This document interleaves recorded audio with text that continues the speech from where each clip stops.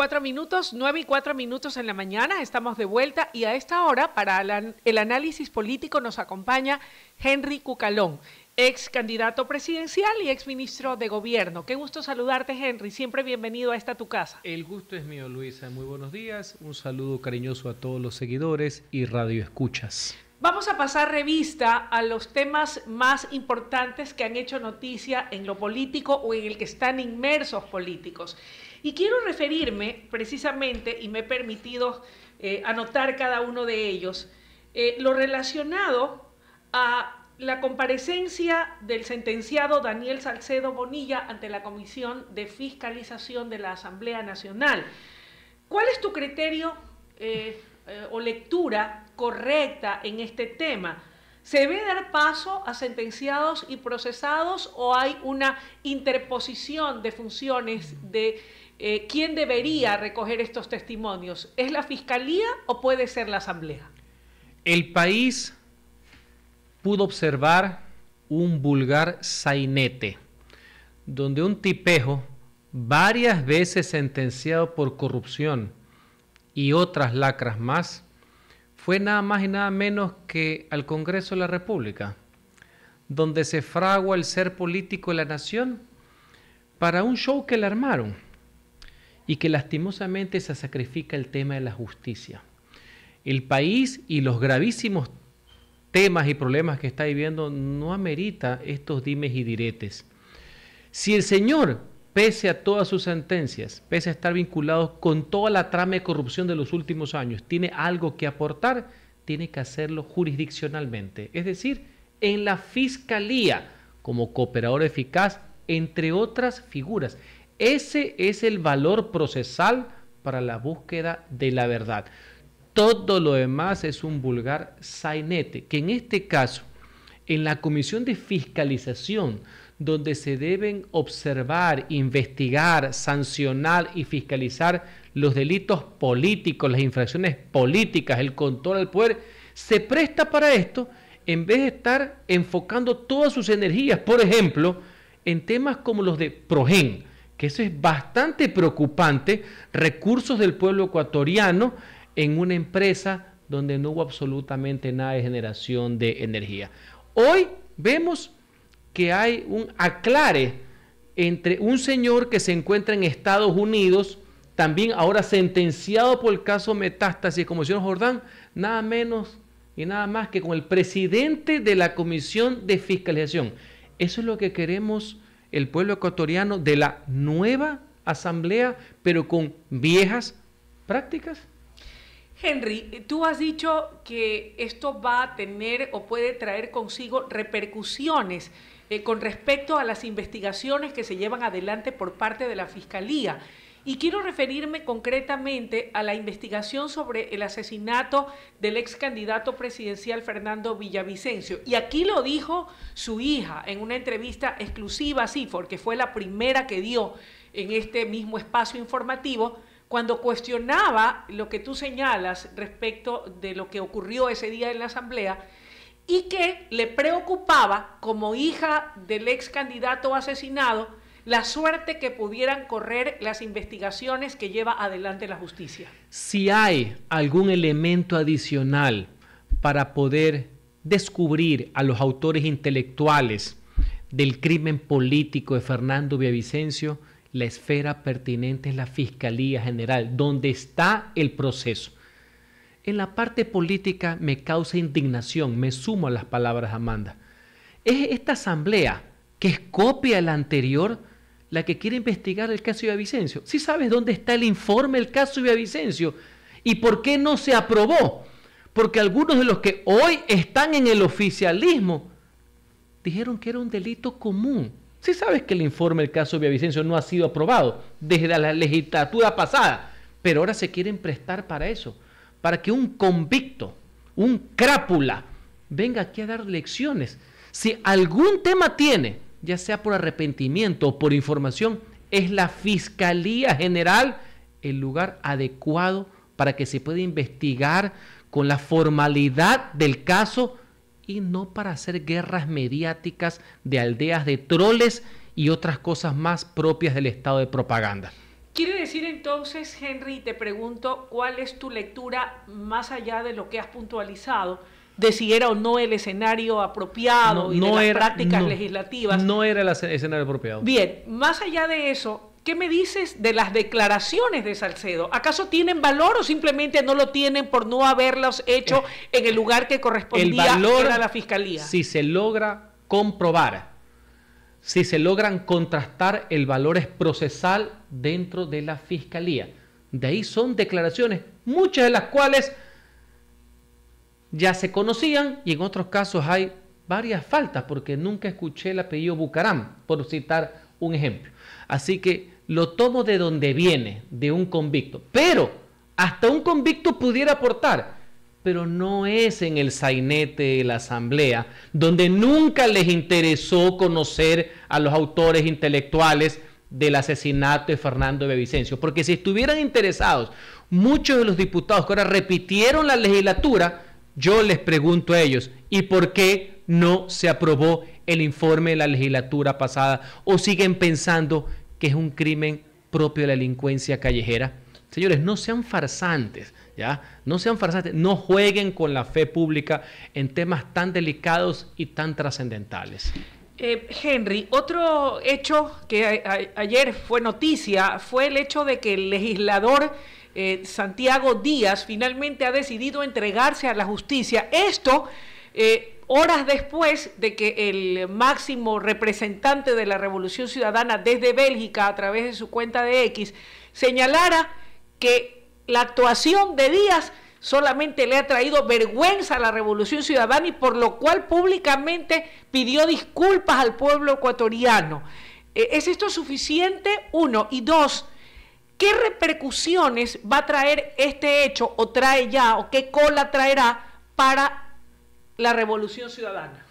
Primero, esto es un hecho execrable, nada más y nada menos que una denuncia por violación a una menor de edad que debe ser investigado para que no quede en la impunidad. Ayer este sátrapa de bajos antecedentes, como ya lo hemos señalado en su oportunidad, que era el garrotero principal que tenía el correísmo, llevado hasta asesor en su momento, bueno, ahí podía pasar cualquier cosa. Ayer fue detenido para fines de investigación. Espero que el día de hoy ya se formulen propiamente los cargos y se proceda a otra etapa, que es la prisión preventiva correspondiente con un delito tan grave. Esto sin perjuicio de la parte política, de la respectiva suspensión, como no corresponde de otra manera, en la Asamblea Nacional, y la justísima indignación que miembros del Parlamento, ciudadanos, medios de comunicación y la familia mismo de la presunta víctima están realizando de una persona, insisto, de muy baja ralea, que esta solamente corona sus bajísimas actuaciones por las cuales ya era conocido por gran parte del pueblo ecuatoriano. Ahora, una cosa es el tema de Santiago Díaz, también está el caso de la señora Urresta, en su momento del señor Peña, por ahí se habla de que en breve se van a dar nuevas bajas. Yo te preguntaba también qué repercusiones van a tener estas bajas, y sobre todo esta última del que acaba de entregarse, a la estructura política como tal de la Revolución Ciudadana. ¿Habrá Revolución Ciudadana para rato o ya ha comenzado a desmoronarse? Yo creo que por sus obras los conoceréis. Ahí hay algunos antecedentes. Recordemos que el que era uno de los líderes de ese bloque legislativo sentenciado en el caso Metástasis, ¿no? Lo tuvieron hasta en el CAL en el periodo pasado. Una cosa es que haya profundas discrepancias y ojalá que se digan con un modelo político, eso es normal, y más en una situación como la que estamos viviendo. Otra cosa es que sean ajustes de cuentas, otra cosa es que sea por corrupción evidente o en este caso contra delitos crasos como es un tema de violación, pero eso ya va pintando la característica de los personajes, porque este no era un legislador cualquiera, más allá que era un diputado alterno que se principalizó. Insisto, este señor era el garrotero oficial del correísmo. Este señor está vinculado inclusive en una agresión a un periodista, medio de comunicación, como es el señor Junior Pérez, entre otras cosas, también vinculado a los incidentes de violencia del Estadio Olímpico Atahualpa en las elecciones para el año 2017, donde estuvo el expresidente Guillermo Lasso, entre otros. Pero todos los que estábamos en el fragor político sabíamos las características de este tipejo, por así decir. Así que ahora solamente, lamentablemente, se corona con un tema de una denuncia sobre un delito execrable y craso, como es nada más y nada menos que una violación. Tanto así que sus compañeros, que son expertos en ser compinches y que tienen el adulo por la impunidad, hasta ellos se muestran indignados porque no les queda otra. Pero por personajes de esas características nunca debieron haber llegado al Parlamento de ninguna lista, de ninguna. Flaco favor le hace a ese movimiento político. Y hablando de ese movimiento político, ¿cuál es tu lectura política, si es que cabe hablar de una lectura política o judicial, habida cuenta de que, por un lado, quienes están en contra del señor Aquiles Álvarez y aseguran que deberá responder ante la justicia, el burgomaestre señala que la colocación del grillete y el proceso en el que está siendo investigado no es más que una persecución política? A mí lo que me preocupa es mi ciudad. No puede ser que esto siga así, ¿eh? Y democráticamente hablando, el pueblo va a tener que dar una respuesta en las elecciones de febrero del año 27. Mi ciudad merece otro futuro, más allá del respeto al debido proceso que tenga el alcalde. Hay muchísimas críticas del tema de la administración como tal municipal, y a mí me preocupa un factor adicional. En esta puja que hay, voy a separar el debido proceso del tema penal, ya que no es muy dable que una autoridad de primer nivel esté en curso ni siquiera en esa investigación, más allá que a todo el mundo se lo presume inocente. En este tirijale que tiene el gobierno nacional con el gobierno municipal y al no tener el plantaje suficiente para defender los conceptos, a mí sí me preocupa algo, y te lo dice una persona que fue años secretario de la administración municipal. Aquí está en riesgo, pues, una lucha también entre el centralismo y la autonomía municipal. Aquí se puede ver sacrificada la gestión municipal, las obras municipales, los servicios municipales. Cuidado, porque la ciudad de julio y de octubre es mucho más que Aquiles Álvarez y que Daniel Noboa, ¿no? Es mucho más que el alcalde y que el gobierno nacional. Cuidado con eso, ¿eh? Porque en nuestra época esto jamás hubiera sucedido. A nosotros también nos quisieron arrebatar competencias, atribuciones, jamás lo permitimos, porque eso va a ser el gran sacrificado de todo este meollo, sin perjuicio del tema penal, que veo que ahorita es un tema de todos contra todos y que ya ni siquiera se aclara, sino que tú eres peor que yo, o cuando te acusan de irregularidades, el otro contesta, tú mismo. Pero, señores, esto es una decepción colectiva, más allá del tema jurídico, procesal, principio de presunción de inocencia, todo eso está muy bonito, pero políticamente el debate que se tiene alrededor de la ciudad no es el que sus ciudadanos merecen. ¿Qué consecuencias se están viendo? Un debilitamiento absoluto de la institucionalidad de lado y lado, ¿no? Por si acaso, ¿no? En esta puja, en vez de ser una unión para servir mejor pese a las diferencias, en esta puja donde la sacrificada es, primero, los intereses de la ciudadanía, y segundo, la institucionalidad. Eso para mí no tiene, para mí es imperdonable, si cabe la palabra. Por eso creo que la ciudad merece alternativas, porque, y lo llevo a lo político, lo mismo que pasa a nivel nacional, porque el pueblo así lo escogió.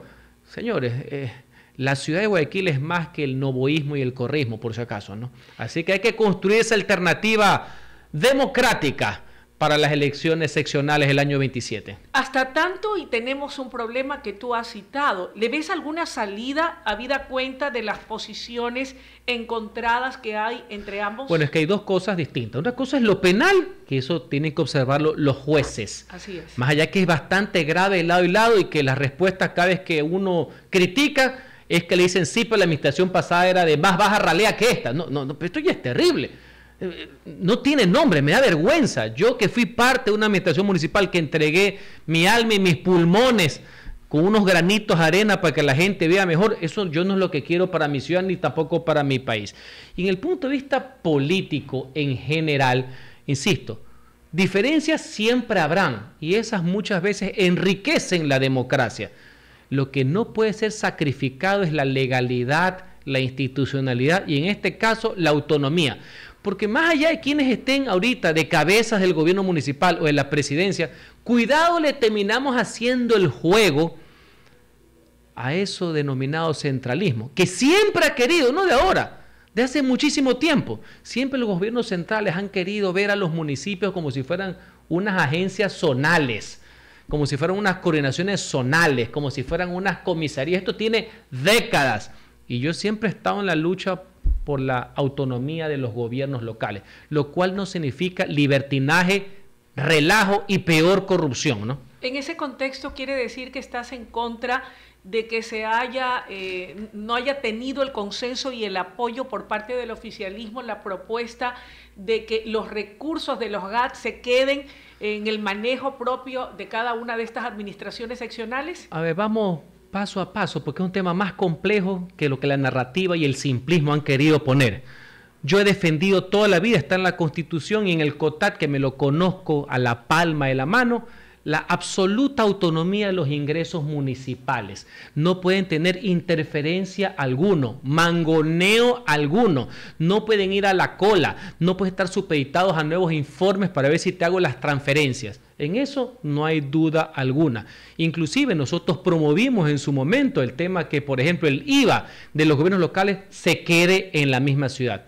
Ahora bien, el presidente Noboa el año pasado vetó esa ley que tú estás mencionando, que hay una transferencia del dinero, y ahora que tocó el año, se volvieron a ratificar por una cuestión muy simple, y eso no es estar en contra de la autonomía. Para poder transferir tiene que existir el dinero, y por eso es que siempre se paga una vez lo recolectado. Yo por eso en la campaña, como legislador y ahora como candidato presidencial, aunque no me fue muy bien, pero los conceptos están intactos, yo promuevo algo mejor.